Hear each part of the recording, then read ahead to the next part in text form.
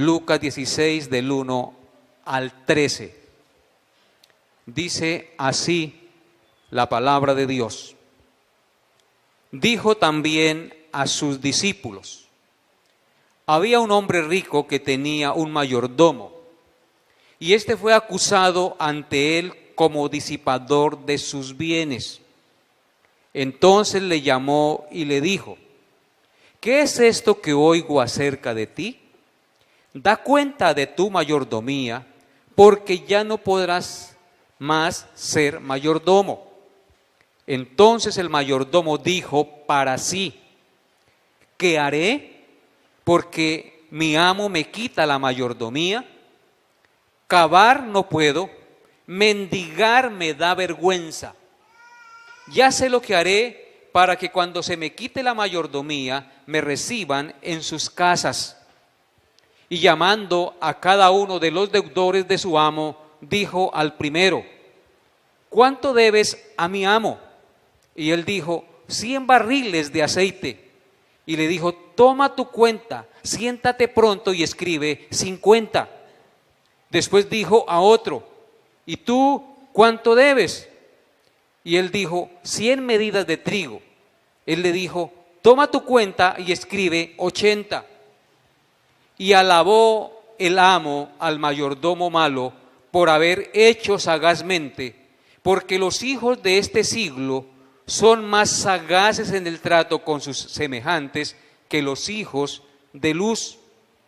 Y yo os digo: ganad amigos por medio de las riquezas injustas, para que cuando éstas falten os reciban en las moradas eternas. El que es fiel en lo muy poco, también en lo más es fiel. Y el que en lo muy poco es injusto, también en lo más es injusto. Pues si en las riquezas injustas no fuisteis fieles, ¿quién os confiará lo verdadero? Y si en lo ajeno no fuisteis fieles, ¿quién os dará lo que es vuestro? Ningún siervo puede servir a dos señores, porque o aborrecerá al uno y amará al otro, o estimará al uno y menospreciará al otro. No podéis servir a Dios y a las riquezas. Amén. La predicación tiene por título hoy la parábola del mayordomo infiel, así tal como está en la Biblia, el título que le ponen ahí los traductores de las Sagradas Escrituras. Esta es una parábola, hermanos, que está dirigida principalmente a los creyentes, a los cristianos, a los discípulos del Señor. Noten lo que dice el versículo 1. Dijo también, ¿a quién? A sus discípulos. O sea que esta historia, esta parábola, va dirigida a los discípulos del Señor. En esta parábola Cristo nos enseña por lo menos 4 lecciones de suma importancia para nuestra vida espiritual. La primera lección que Cristo nos enseña de esta parábola es que un día usted y yo daremos cuenta de la mayordomía de nuestra vida al Señor, al dueño de la vida, al dueño del universo. Un día usted y yo, Cristo nos enseña en esta parábola, que daremos cuenta al Señor de la mayordomía de nuestra vida. Cada uno de nosotros somos mayordomos, es decir, administradores de las cosas que hemos recibido en esta vida. Cosas que no son nuestras, porque pertenecen ¿a quién, hermanos? A Dios. Y que por tanto, por pertenecer a Dios, un día daremos cuenta al dueño y Señor de todas las cosas. De las cosas en las que Él nos ha puesto para que las administremos. Por tanto, hermanos, como cristianos, tenemos que tener conciencia cada día de esta responsabilidad. No podemos hacer lo que nos venga en gana con las cosas y la vida que tenemos. Noten lo que dice el versículo 1 y 2 de la parábola. Y dijo también a sus discípulos. O sea que este es un mensaje para usted y para mí, que decimos ser cristianos, seguidores, discípulos de Cristo. Dijo también a sus discípulos: había un hombre rico que tenía un mayordomo, y este mayordomo fue acusado ante él como disipador de sus bienes. ¿De qué fue acusado este mayordomo? De disipador de los bienes del amo rico. Nuestro amo rico es Dios. Entonces le llamó y le dijo. ¿Quién le llamó? El amo rico. Le llamó y le dijo: ¿qué es esto que oigo acerca de ti? Y escuchen lo que dice: da cuenta de tu mayordomía, porque ya no podrás más ser mayordomo. ¿Qué nos indica este texto? Que un día vamos a dar cuenta al Señor de nuestra mayordomía, de lo que Él ha puesto para que administremos. Por tanto, como les decía ahorita, hermanos, como cristianos, tenemos que tener conciencia, óiganlo bien, tenemos que tener conciencia cada día, no cada 8 días cuando venimos a la iglesia, cada día. ¿De qué? De esta responsabilidad de mayordomos. No podemos hacer lo que nos venga en gana con las cosas y la vida que Dios nos ha dado. Somos mayordomos de nuestro cuerpo. Somos mayordomos de nuestro cuerpo. Esto indica que debemos cuidarlo lo mejor posible. Debemos cuidar nuestra salud con buenos hábitos alimenticios, con ejercicio, con higiene, visitar al médico regularmente, etcétera. Somos mayordomos de nuestro cuerpo, no podemos comer como cerdos. Tenemos que tener buenos hábitos alimenticios, porque somos mayordomos de nuestro cuerpo. Muchas de nuestras enfermedades es por los abusos en la alimentación. Mucha azúcar, mucha sal, muchas grasas. No tenemos conciencia de que eso nos causa daño a nuestra salud. Y después nos enfermamos, ¿y a quién nos quejamos? Como dicen popularmente, al mono de la pila. Somos mayordomos, hermanos. Somos mayordomos de los recursos económicos que Dios nos da. Esto indica que no podemos malgastar el dinero en lujos y derroches innecesarios. ¿Escucharon eso? No podemos malgastar el dinero en lujos y derroches innecesarios. Hay que disfrutar de las cosas que Dios nos da, pero no de manera derrochadora, no poniendo en peligro el sostén de nuestra familia, el futuro de nuestros hijos. Hay que ser sabios en la administración del dinero, no malgastarlo, sino invertirlo correctamente en el buen sostenimiento de nuestra familia y en la obra de Dios.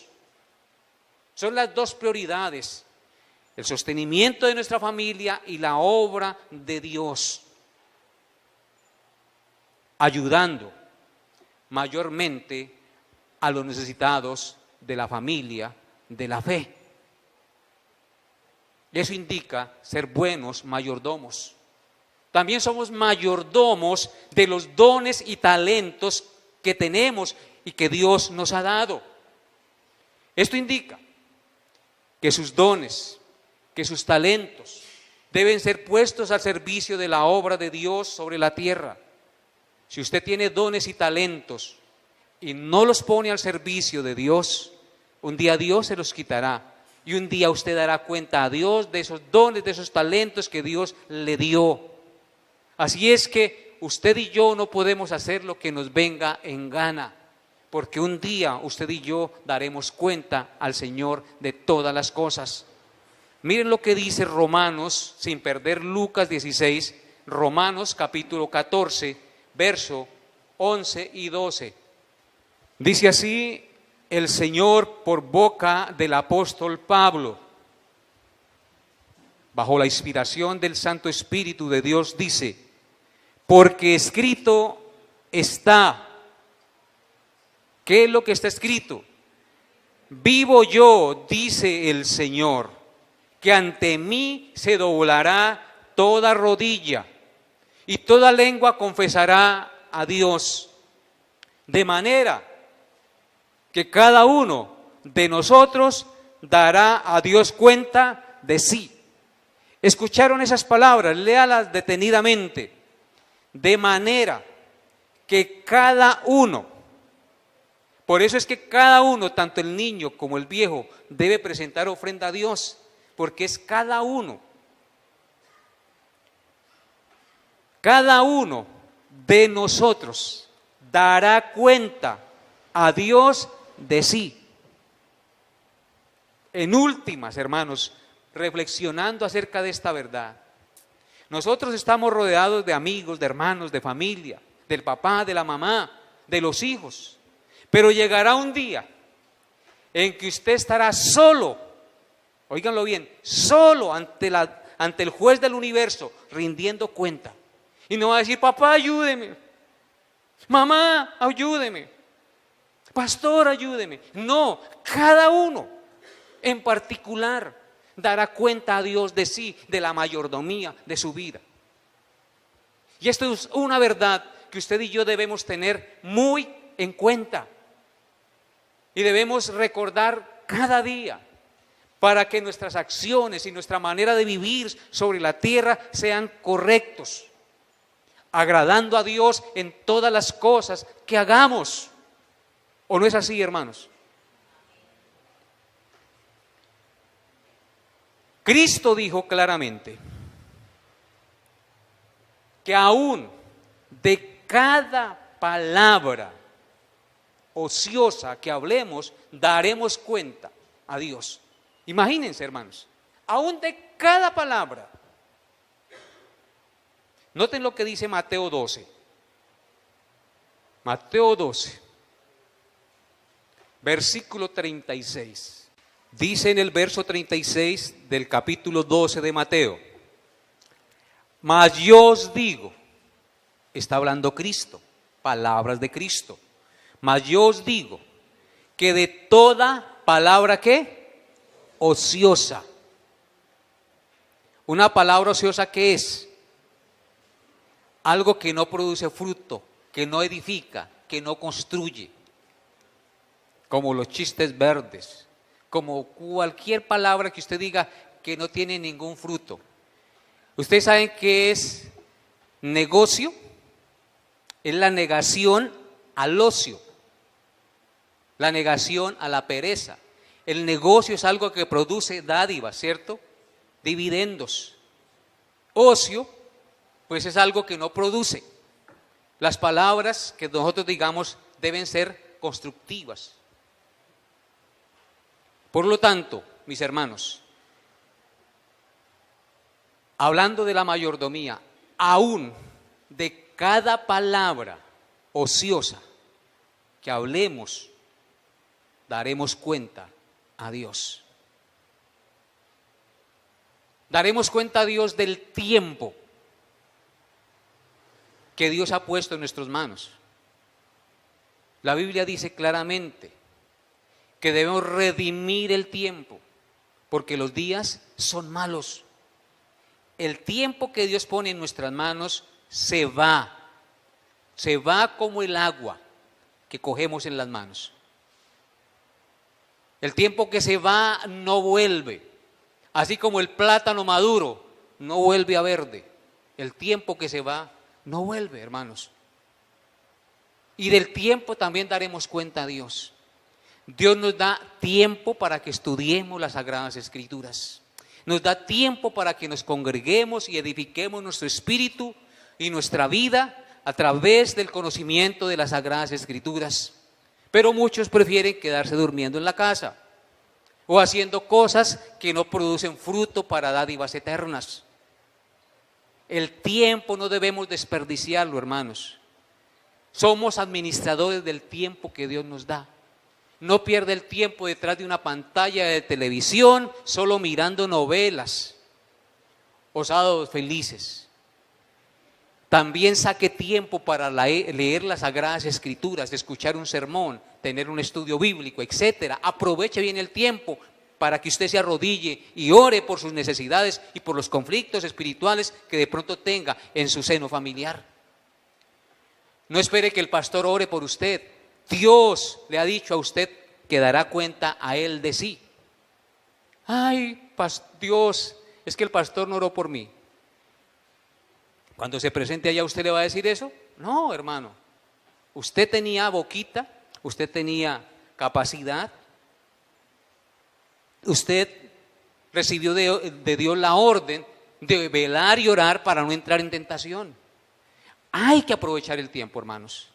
No desaprovechemos el tiempo, somos administradores del tiempo que Dios nos da. Si somos administradores del tiempo que Dios nos da, también somos administradores de las palabras que decimos. Y un día daremos cuenta a Dios de ellas. El apóstol Pedro dijo, vaya conmigo a Primera de Pedro, capítulo 4, verso 10, sin perder Lucas. Primera de Pedro, capítulo 4, verso 10, hablando de la mayordomía de los cristianos. Primera de Pedro, capítulo 4, verso 10. Dice así: cada uno, ¿cómo es que dice? Cada uno, noten esa palabra, ¿no? Cada uno según el don que ha recibido, ministrelo a los otros como ¿qué? Como buenos administradores de la multiforme gracia de Dios. ¿Qué somos nosotros? Administradores. ¿Pero qué quiere Dios que seamos? Buenos administradores. No cualquier administrador. Buenos administradores ¿de qué cosa? De la multiforme gracia de Dios. ¿Cómo se manifiesta también la gracia de Dios? A través de los dones que hay en cada hermano. Porque dice, cada uno según el don que ha recibido, ministrelo a los demás como buenos administradores de la multiforme gracia de Dios. Si usted tiene el don de enseñar y le gusta enseñar a los niños y no le enseña a los niños la palabra de Dios, usted no está siendo buen administrador del don de maestro, del don de la enseñanza. Y un día dará cuenta Dios de ese don que Dios puso y que usted, sabiendo hacer lo bueno, no lo hizo. Por lo tanto, le fue ¿qué? Pecado. Somos administradores de la multiforme gracia de Dios. Si usted tiene el don de dar y no da, usted un día dará cuenta a Dios de eso. Así es que, hermanos, como buenos administradores de Dios, debemos utilizar los dones que Dios nos ha dado en pro y en favor de nuestro prójimo, del que nos rodea. Primera de Corintios, capítulo 4, verso 1 y 2. Nosotros debemos procurar esto que el apóstol Pablo también nos narra. Nosotros debemos brillar en el mundo por estas cosas. Primera de Corintios, capítulo 4, versos 1 y 2. Dice, así pues, ¿están allá? Dice, así pues, téngannos los hombres por servidores, ¿de quién? De Cristo, y administradores de los misterios de Dios. ¿Cómo deben tenernos los hombres, a nosotros los cristianos? Como servidores de Cristo y administradores de los misterios de Dios. Ahora bien, dice el versículo 2, Se requiere, es un requisito, que de los administradores, que cada uno sea ¿qué? Hallado fiel. Es decir, utilizando correctamente el don de la administración de las cosas que Dios ha puesto en sus manos. Esto indica que todos nosotros fuimos creados con el don de ser administradores. Porque a cada uno de nosotros en particular, Dios ha puesto cosas para que las administremos. Empezando por su propia vida, por su propio cuerpo. Todos tenemos el don de la administración. Solo pasa que nosotros no somos buenos administradores porque nos dejamos desviar por cosas incorrectas, por nuestro perverso corazón, por nuestra avaricia, por nuestra negligencia, por nuestra pereza. Y entonces nos convertimos en malos mayordomos. Lucas capítulo 12, versículos 42 y 40 al 44 nos dice lo siguiente. Lucas 12, 42 al 44. Dice, dijo el Señor, ¿quién es el mayordomo fiel y prudente, al cual su Señor pondrá sobre su casa, para que a su tiempo les dé su ración? Bienaventurado aquel siervo, al cual cuando su Señor venga le halle haciendo así. En verdad os digo que le pondrá sobre todos sus bienes. Mas si aquel siervo dijera en su corazón, mi Señor tarda en venir, y comenzare a golpear a los criados y a las criadas, y a comer y a beber y a embriagarse, vendrá el Señor de aquel siervo en aquel día, en día que éste no espera, y a la hora que no sabe. ¿Y qué pasará con ese siervo infiel? Le castigará duramente y le pondrá ¿a dónde? Con los infieles. Esta parábola tiene mucha relación con la parábola que estamos estudiando, hermanos.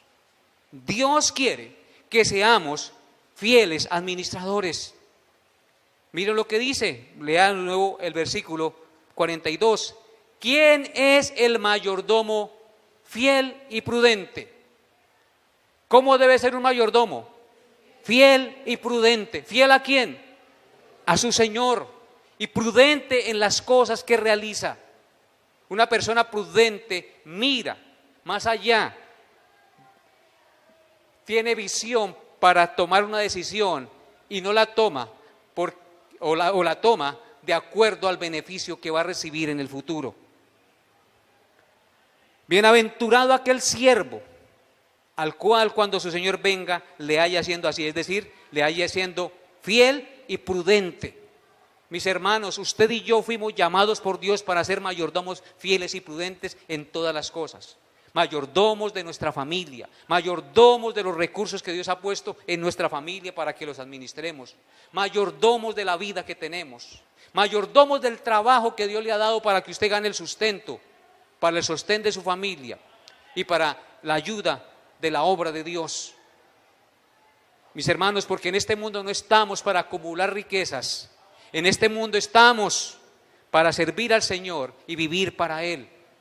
En este mundo vivimos con el propósito de exaltar y glorificar a Dios en todas las cosas que hagamos. Si el pensamiento suyo en este mundo es solo conseguir para atesorar, usted está equivocado.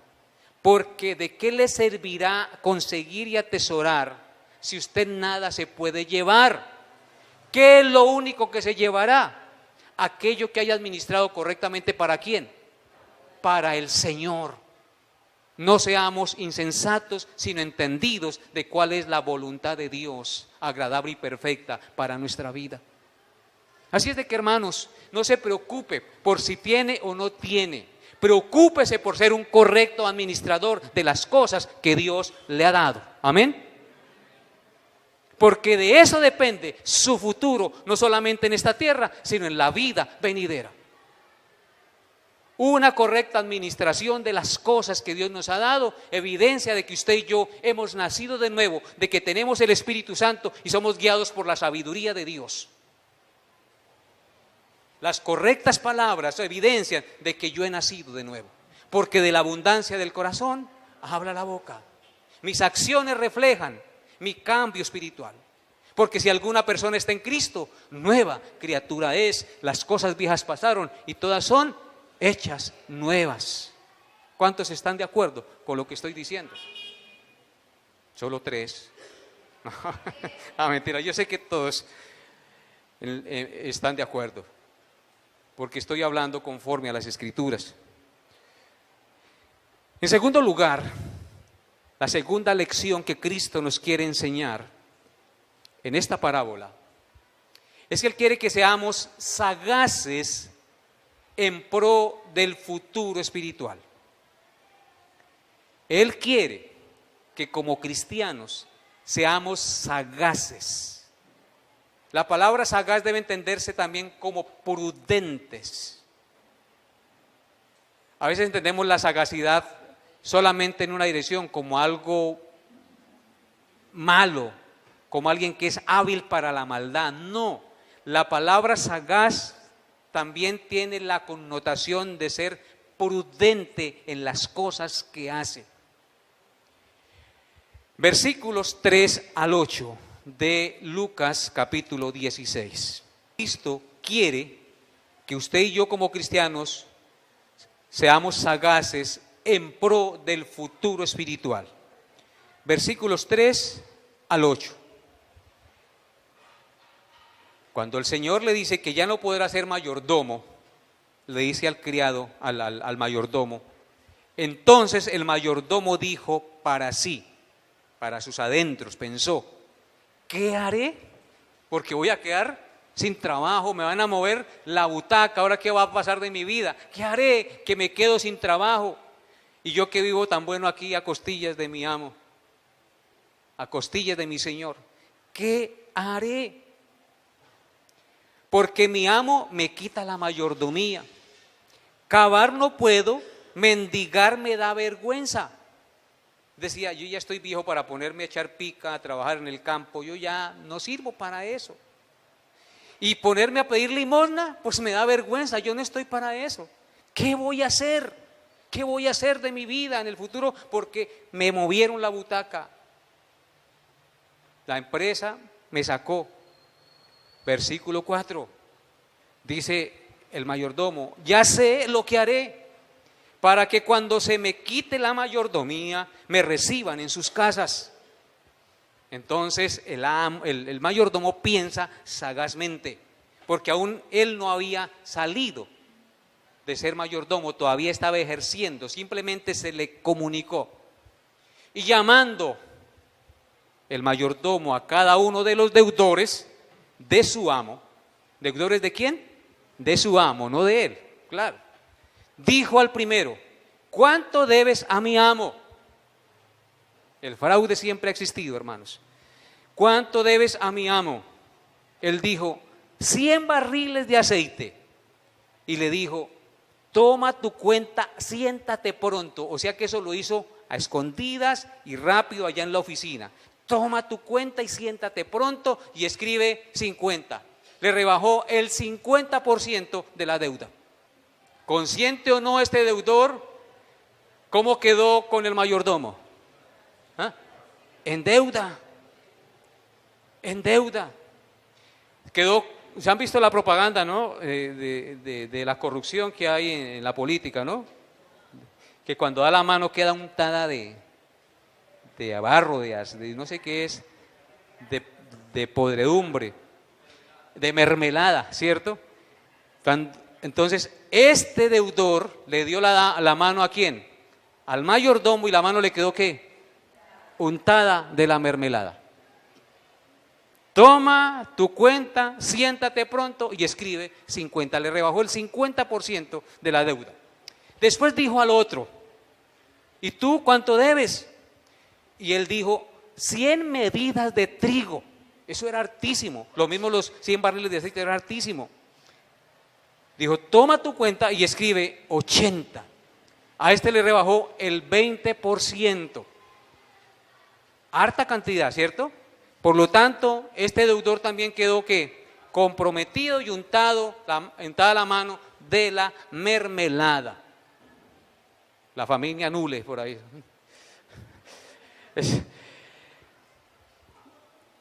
Verso 8. Y alabó el amo al mayordomo malo. ¿Escucharon esa palabra?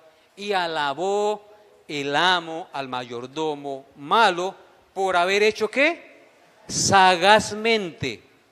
Porque los hijos de este siglo, o sea, de este mundo, o sea, los inconversos, son más sagaces en el trato con sus semejantes que los hijos de ¿qué? De luz, es decir, que los cristianos. Los hijos del mundo, los no creyentes, los impíos, son más sagaces en el trato con sus semejantes que los hijos de Dios. Eso es lo que está diciendo el texto. Lo que muestra la parábola hasta el momento, lo que hemos leído en estos versículos, parece contradictorio a la moral y a la ética de Dios, por cuanto parece que el Señor está alabando y aprobando la acción deshonesta del mayordomo infiel. ¿Sí o no? Eso nos da la impresión. Parece que está alabando y aprobando la deshonestidad del mayordomo infiel. Pero esto no es así, hermanos. Jesús en varias ocasiones utilizó la figura de gente y de cosas malas para enseñar cosas buenas.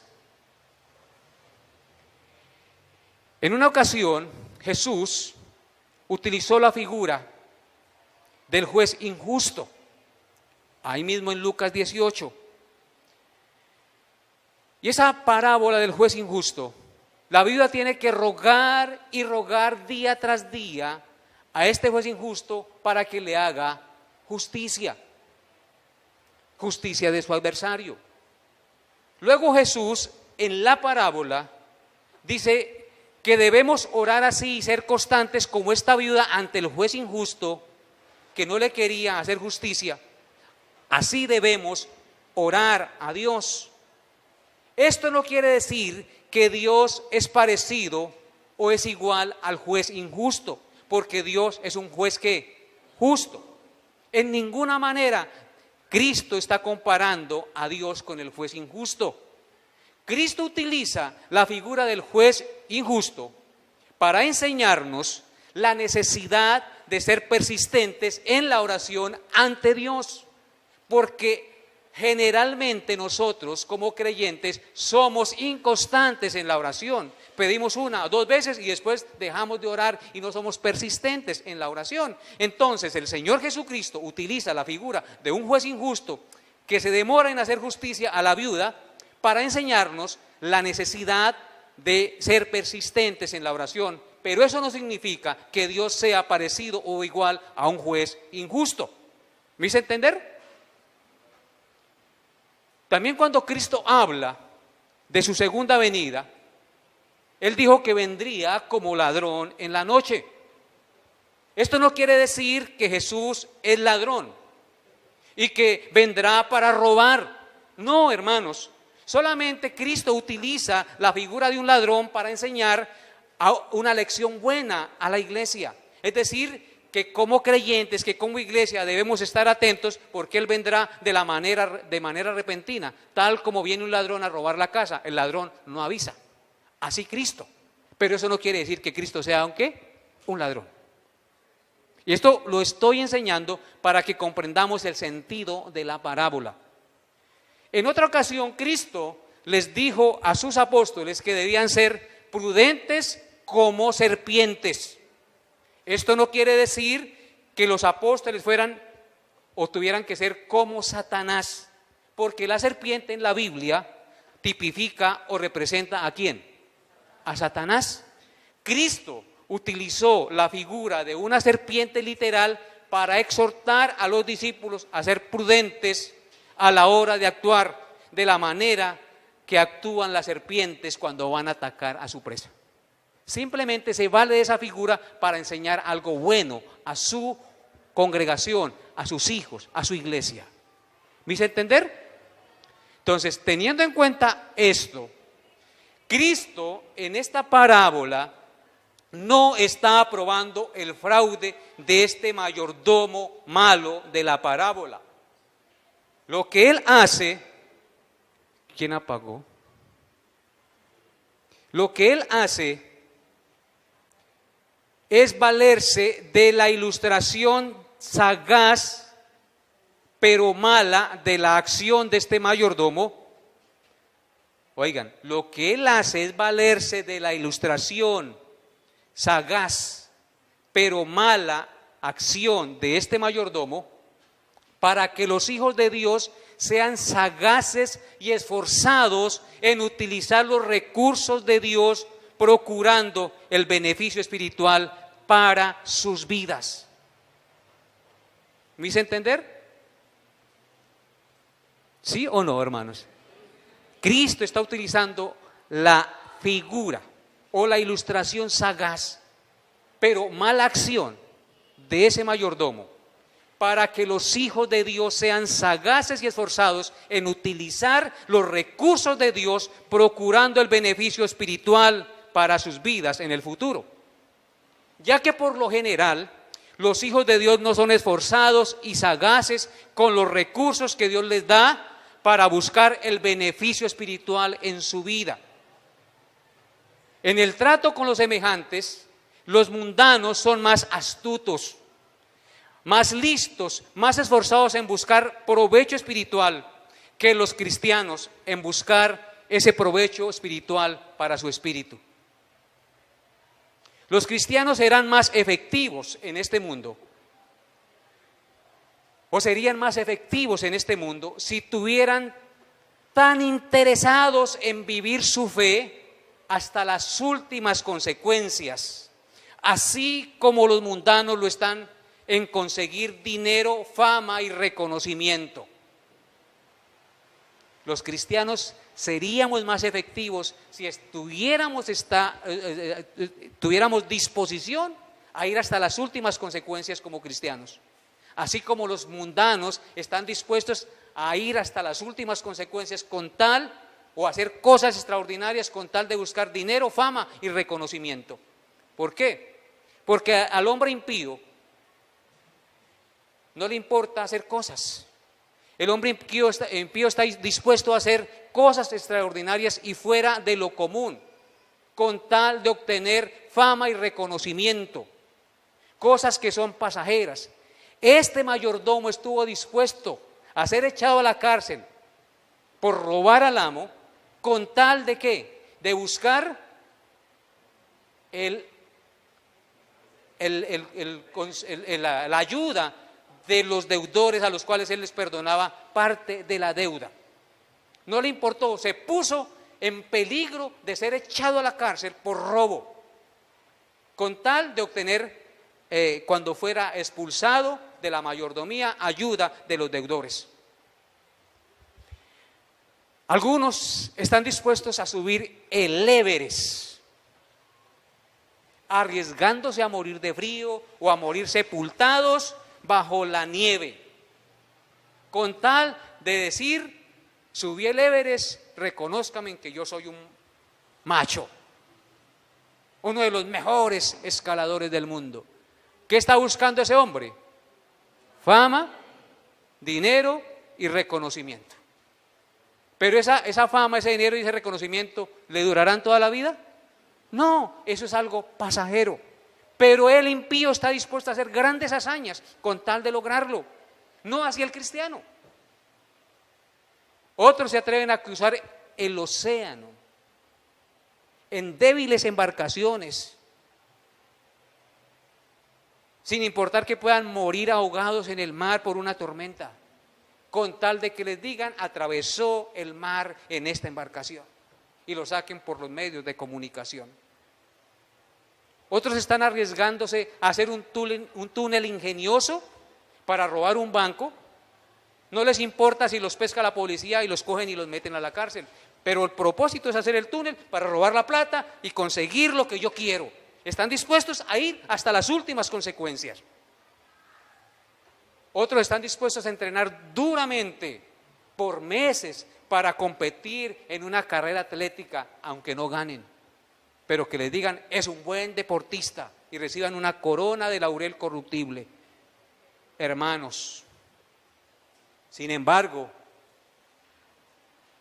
los cristianos o el cristiano promedio no está dispuesto a esforzarse y a hacer cosas extraordinarias y fuera de lo común para obtener lo que realmente tiene valor y duración eterna. Si como los mundanos estuviéramos dispuestos a hacer cosas extraordinarias para que el reino de Dios se extendiera, para llevar el conocimiento de la verdad de Jesucristo a donde no se ha llevado, estar dispuestos a entregar nuestra vida al servicio de Dios, otro gallo cantaría. Sería la iglesia mucho más efectiva sobre la tierra, pero lamentablemente no es así. Los mundanos son más esforzados y valientes para conseguir las coronas corruptibles, y nosotros que estamos buscando una corona incorruptible y reconocimiento eterno, no lo hacemos. No lo hacemos. Si se les delega cualquier trabajo se cansan, se aburren, me miraron mal. Hermanos, ¿por qué debemos ser así? Por eso Cristo se vale de esta figura. Los cristianos no están dispuestos a negarse a sí mismos para buscar su crecimiento y madurez espiritual en su vida personal. No están dispuestos a sacar un tiempito, una noche para ir a enseñarle a una familia la palabra de Dios y tener una célula, porque llegamos muy cansados, porque siempre tenemos una excusa, porque no estamos comprometidos con la obra de Dios. No estamos dispuestos, hermanos. Si de forma egoísta y esforzada el hombre sin Dios busca la fama y el reconocimiento temporal, con mayor razón, hermanos, óiganlo bien, con mayor razón, los cristianos debemos ser diligentes y esforzados en la obra de Dios sobre la tierra, siempre teniendo en cuenta que las cosas que hagamos tienen duración eterna porque son para el Señor y no pasará como los impíos, que su fama es temporal y pasajera.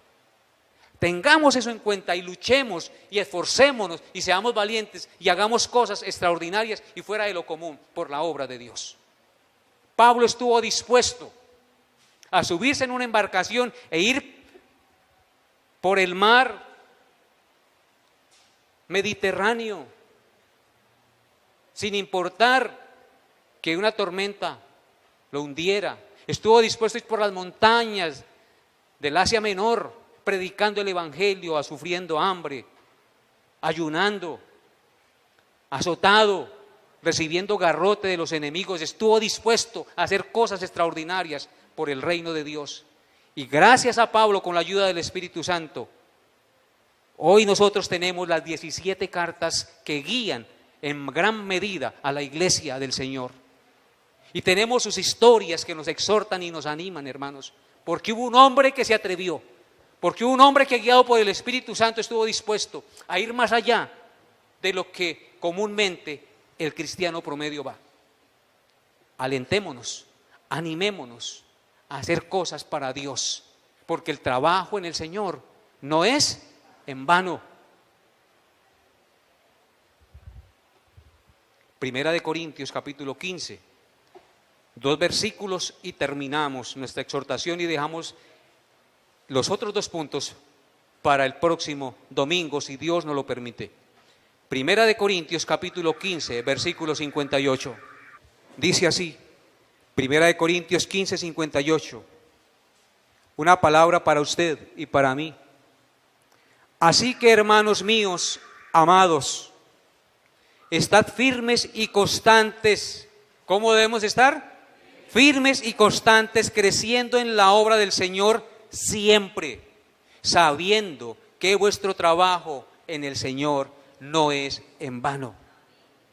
Los mundanos trabajan en vano, sin embargo lo hacen y hacen cosas extraordinarias, aunque trabajen en vano, porque sus recompensas son temporales y pasajeras. Y nosotros que tenemos recompensas que duran por la eternidad, no nos esforzamos y no hacemos lo que debemos hacer como hijos de Dios. Por eso el Señor nos dice que el trabajo en el Señor no es en vano. Por eso también el Señor le dijo a Josué: mira que te mando que te esfuerces y seas ¿qué? Muy valiente, porque yo te voy a entregar esta tierra que prometí a tus padres. ¿Y qué pasó? El Señor le cumplió, pero José tuvo que esforzarse, hermano, ir a la batalla, pelear las batallas. Aunque las batallas estaban ganadas, porque Dios ya lo había prometido, Josué tuvo que ir a la batalla y hacer cosas extraordinarias. Y si usted va a Hebreos capítulo 11, vaya conmigo allá. Hebreos capítulo 11, versículos 17 al 19. Dice, Hebreos 11, 17, por la fe, Abraham, cuando fue probado, ofreció a Isaac, y el que había recibido las promesas ofrecía a su unigénito, habiéndosele dicho: en Isaac te será llamada descendencia, pensando que Dios es poderoso para levantar aún de entre los muertos, de donde en sentido figurado también lo volvió a recibir.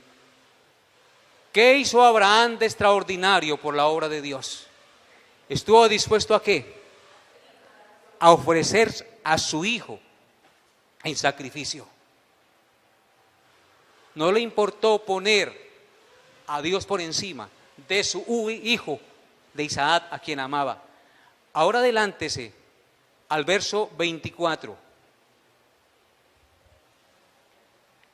Versículos 25, 26 y 27 dice, desde el 24: por la fe Moisés, hecho ya grande, rehusó llamarse hijo de la hija de Faraón.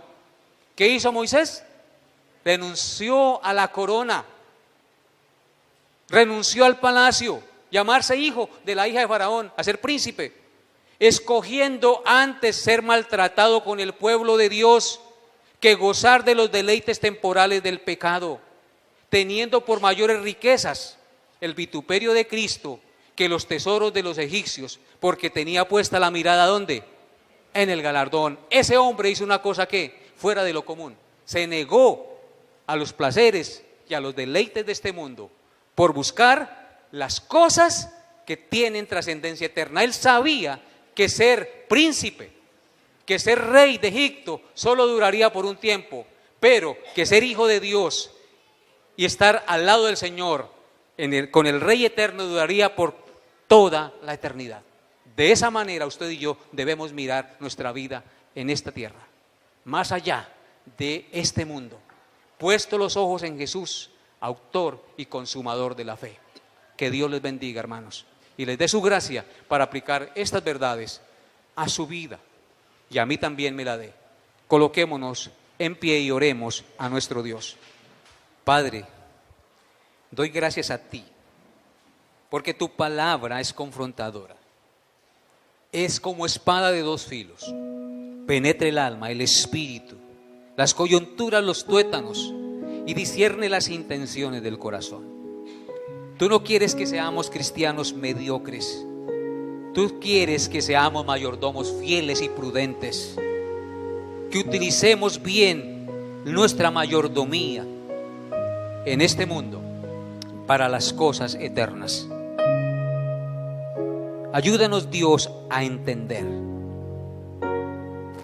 y a vivir tu palabra, la cual es lámpara a nuestros pies y lumbrera a nuestro camino.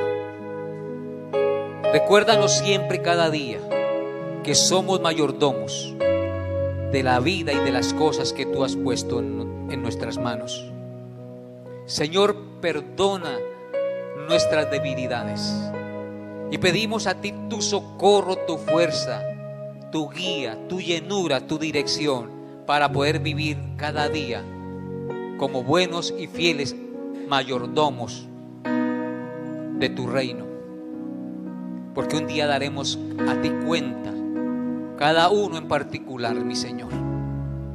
Ayúdanos a ser esforzados y valientes, a hacer cosas extraordinarias, a ir más allá de lo normal por las cosas del reino.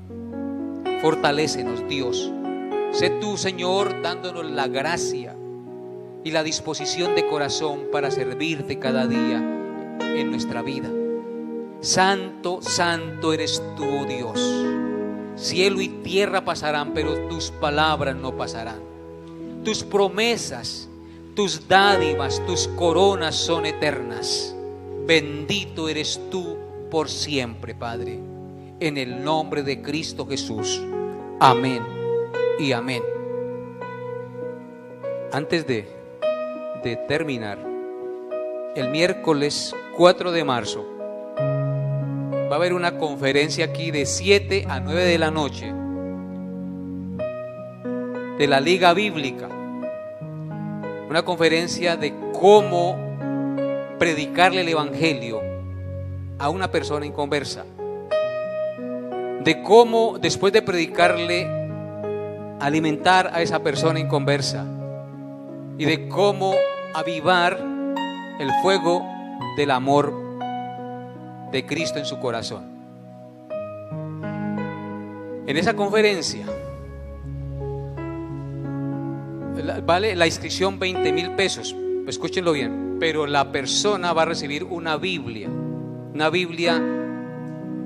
de tapa dura o tapa flexible, bonita, de buen papel. Va a recibir un Nuevo Testamento y otros libritos. Es algo que hace la Liga Bíblica para ayudar a la iglesia. Así es de que el que quiera venir el miércoles 4 de marzo está cordialmente invitado. Recibirá una hermosa Biblia. Una Biblia es costosa, pero esa Biblia la recibirá. O sea, es un incentivo para que los hermanos tengan la Biblia. Si usted ya tiene, puede recibir una Biblia y regalársela a otro. Recuerden que yo soy pastor y mi vida como cristiano empezó porque alguien me regaló una Biblia. De ahí comenzó a nacer la obra de Dios en mí. Y hoy soy pastor porque un primo una vez hace 25 años me regaló una Biblia. Así es que les invito cordialmente.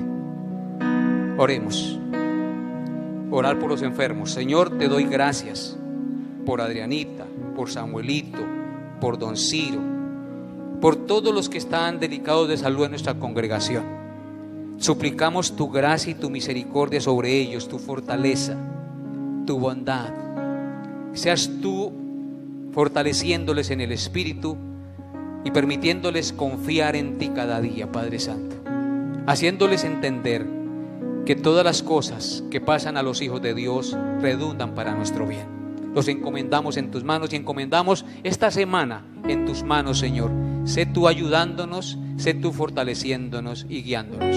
En el nombre de Cristo Jesús. Amén.